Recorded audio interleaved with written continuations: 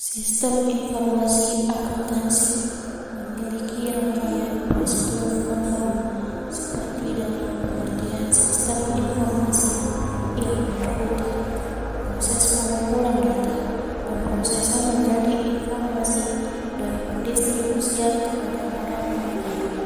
Sistem ini bertujuan untuk menyediakan informasi yang mendukung pengambilan keputusan strategis.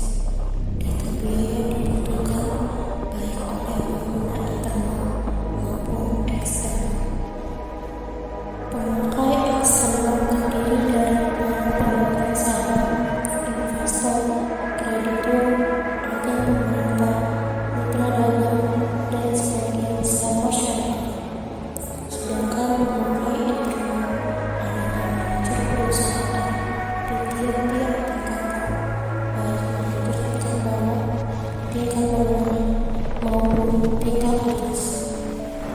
Sistem produksi merupakan rangkaian aktivitas yang berhubungan dengan pembuatan produk, mulai dari penggunaan bahan pokok, bahan setengah jadi, hingga menjadi produk jadi yang siap didistribusikan atau dijual.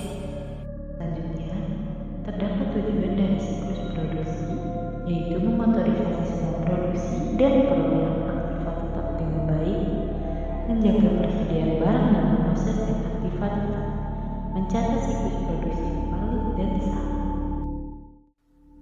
Aktivitas dalam siklus produksi. Pertama, rancangan produk. Sebagai contoh, jika perusahaan ingin memproduksi sesuatu, mereka akan memeriksa jenis sepatu yang banyak diminati.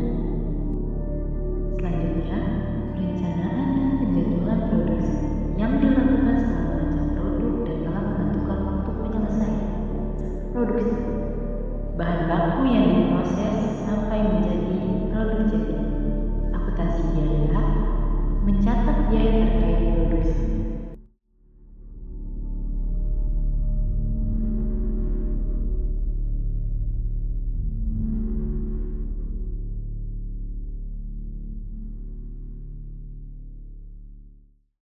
Macam hal yang lain di berbagai departemen dalam satu waktu dengan berbicara.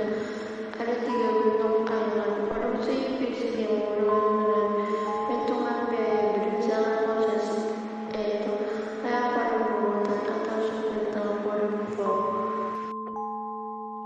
Aliran produk paralel, bagian tertentu dari pekerjaan secara simultan kemudian disatukan dalam satu atau lebih proses final untuk diselesaikan di transfer ke barang jadi. Aliran produk sensitif, produk berpindah ke departemen berbeda dalam satu pabrik bergantung pada produk final yang dihasilkan. Produksi di dalam perusahaan ada 5, yaitu fungsi penjualan yang melayani order dari langganan berdasarkan persediaan produk jadi yang ada di gudang. Fungsi produksi bertanggung jawab atas pelaksanaan produksi sesuai dengan surat order produksi, daftar kebutuhan bahan, daftar kegiatan produksi yang melampiri surat order produksi tersebut. Perencanaan dan pengawasan produksi. Fungsi staf yang membantu fungsi produksi dalam merencanakan dan mengawasi kegiatan produksi. Fungsi gudang bertanggung jawab atas pelayanan permintaan dan bahan penolong dan bahan lain yang digudangkan.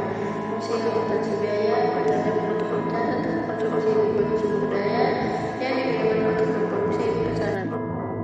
Pengendalian dalam sistem informasi akuntansi produksi. Pengendalian berfungsi untuk memastikan tujuan produksi tercapai, menjaga keamanan aset, dan memastikan semua transaksi dicatat secara akurat. Beberapa ancaman yang dapat terjadi dalam siklus produksi. Pertama, transaksi yang tidak diotorisasi. Kedua, pencurian atau perusakan aset. Ketiga, kesalahan pencatatan. Keempat, kehilangan data. Dan kelima, masalah efisiensi dan kualitas pengendalian. Kelemahan dalam sistem akuntansi tradisional.